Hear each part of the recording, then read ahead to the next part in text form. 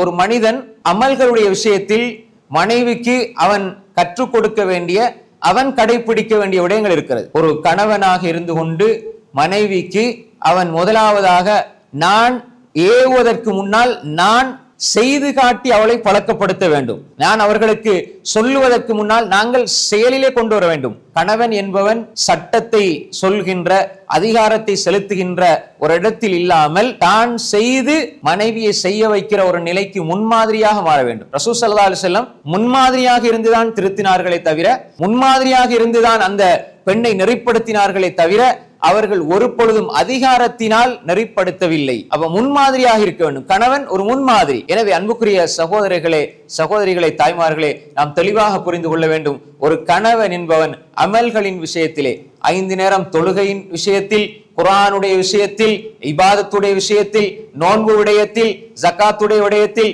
சதகாவுடைய விடயத்தில், தர்மத்துடைய விடயத்தில், எல்லா இபாதத்துக்களுடைய விடயத்திலும் கணவன் முன்மாதிரியாக இருக்கணும். இது ஒரு அடிப்படையான கடமை, ஒரு பொறுப்பு.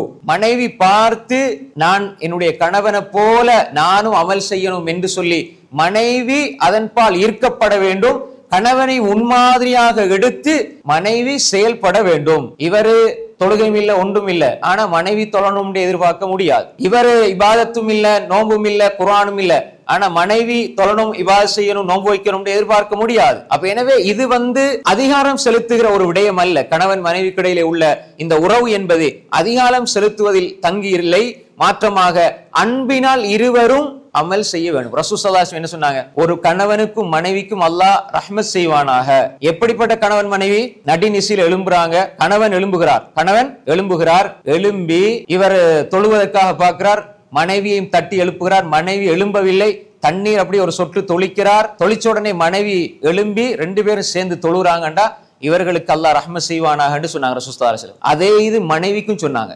மனைவி எழும்புறாங்க நடுநிசில தொழுறதுக்காக, கணவன் தூங்குகிறார், கணவனை தட்டுகிறார், கணவர் எழும்ப இல்ல, ஒரு சொட்டு தண்ணீரை தொளிக்கிறாள், அப்ப கணவன் எழும்புகிறார், இப்ப 2 பேரும் எழும்பி தொழுறாங்கண்டா இந்த கணவனுக்கும் மனைவிக்கும் அல்லாஹ் ரஹ்மத் செய்வானாக என்று அல்லாஹ்வுடைய தூதர் ஸல்லல்லாஹு அலைஹி வஸல்லம் சொன்னாங்க. இப்ப நாங்க மனைவிக்கு தண்ணி தொளிக்கிறோம், சரி, மனைவி எங்களுக்கு தண்ணி தொளிச்சா என்ன நடக்கும் வீட்டுல? ஆனா ரசூலுல்லாஹ் சொன்னாங்க இது ரஹ்மத்தை கிடைக்கிற, அல்லாஹ்வுடைய ரஹ்மத்து கிடைக்கிற ஒரு வேலைண்டு. அப்ப இந்த இடத்துல புரிஞ்சு கொள்ளும் என்னண்டா, கணவன் இபாதத் செய்யலன்னா மனைவி கணவனுக்கு ஓர்டர் போடுறது, நீ தொழு, நீங்க தொழுங்க என்று சொல்றதுக்கு அதிகாரம் இங்கே கொடுக்கப்பட்டிருக்கிறது. நல்ல விலை கொள்ளுங்க. மனைவிக்கு அதிகாரம் கொடுக்கப்படுது, நீங்க தட்டுங்க, தண்ணிய தொழிங்க, எழுப்புங்க, இபாதத்துல விஷயத்துல உங்களோட சேர்த்து கொள்ளுங்க, நீங்க தொழுற மட்டுமல்ல கணவனையும் தொழ வைங்க என்று சொல்லி மனைவிக்கும் இந்த இடத்துல அதிகாரம் கொடுக்கப்படுதுண்டா அந்த இடத்துல கணவன் இருக்கணும், அந்த இடத்தை கணவன் கொடுக்கணும். என் மனைவி தண்ணியை தொளிச்சா என் மனைவி எனக்கு ரஹ்மத்தை பெற்று தர போகிறாள் என்று சந்தோஷத்தோட எழும்புற கணவனாக இருக்க வேண்டுமே தவிர கோபத்தோடு எழும்பி 4 கடினமான வார்த்தைகளை சொல்கிற கணவனாக இருக்கக்கூடாது என்பதை இந்த இடத்தில் நாம் புரிந்து கொள்ள வேண்டும். அப்ப ரசூல் ஸல்லல்லாஹு அலைஹி வஸல்லம் எதை காட்டினாங்க? கணவன் என்பவன் ஒரு முன்மாதிரியாக இருக்க வேண்டும், ஒரு முன்மாதிரி கணவனாக இருக்க வேண்டும். எனவே அன்புக்குரிய சகோதரர்களே, இபாதத்துடைய விஷயத்தில் கணவன் ஒரு முன்மாதிரியாக இருக்க வேண்டும் என்பதை இந்த செய்தி எங்களுக்கு மிக அழகாக சொல்லித் தருகிறது. அதே போன்றுதான் கணவன் என்பவன் ஈமான்ல, அகீதாவுல, இபாதத்துல, தொழுகையில, வணக்க வழிபாடுகள்ல, இப்படி அல்லாஹ்வுக்கு செய்ய வேண்டிய கடமைகள் எல்லா விடயங்களிலும் இவன் சரியாக இருக்க வேண்டும். மனைவிக்கு இவன் முன்மாதிரியாக இருக்க வேண்டும். நான் 4 செஞ்சா மனைவிட்டு 6 எதிர்பார்க்க கூடாது.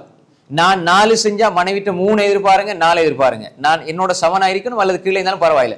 ரசூல் ஸல்லல்லாஹு அலைஹி வஸல்லம் இரவு முழுக்க தொழுவாங்க, ஆயிஷா நாய் தூங்கிட்டு தான் இருப்பாங்க. கடைசி நேரத்துல ஆயிஷா நாய் வித்ர் தொழுற நேரம் தட்டி விடுவாங்க, கடைசி எழும்பி தொழுவாங்க. இது ரசூல் ஸல்லல்லாஹு அலைஹி வஸல்லம் உடைய பண்பாக இருந்து ரசூல் ஸல்லல்லாஹு அலைஹி வஸல்லம் தொழுவாங்க. இன்னொரு செய்தி, தொழுவாங்க, நீண்ட நேரம் தொழுவிட்டு கடைசியாக பார்ப்பாங்க ஆயிஷா நாய் முழிச்சிட்டு இருந்தா பேசிட்டு இருப்பாங்க, ஆயிஷா நாய் தூங்கி இருந்தா அவங்களும் தூங்கிடுவாங்க. அன்புக்குரிய சகோதரர்களே, இதுதான் ரசூல் ஸல்லல்லாஹு அலைஹி வஸல்லம் உடைய வழக்கு. அப்ப எனவே ரசூல் ஸல்லல்லாஹு அலைஹி வஸல்லம் அவர்கள் 100% இபாதத்தில் ஈடுபட்டு விட்டு மனைவிட்ட 120% எதிர்பார்க்க இல்லை. நாங்க அதுக்கு மாற்றமா எதிர்பார்க்கிறோம். நாங்க 100% இருந்தா மனைவியை 100% கொண்டு வர முயற்சி செய்யுங்க. 80% இருக்கிறாங்களா, அல்ஹம்துலில்லாஹ், இன்னும் படிப்படியாக முன்னேற்ற முயற்சி செய்யுங்கள். இதை நாங்கள் ஆழமாக புரிந்து வைத்துக் கொள்ள வேண்டும். முதலாவதாக இந்த பகுதிகளை புரிந்து வைத்துக் கொள்ள வேண்டும். இப்ப அடுத்ததாக கணவனுக்கு இருக்க வேண்டிய கடமைகள், பொறுப்புகளில் முதன்மையான ஒரு பொறுப்பு இருக்கிறது. எப்பொழுதும் மனைவியின் மீது அக்கறை உள்ளவராக இருக்க வேண்டும். அக்கறை இருக்கணும். அக்கறைன்னு சொன்ன என்ன? மனைவியின் மீது அக்கறை கணவனுக்கு இருக்கணும். எல்லா விஷயத்திலும் அக்கறை இருக்கணும்.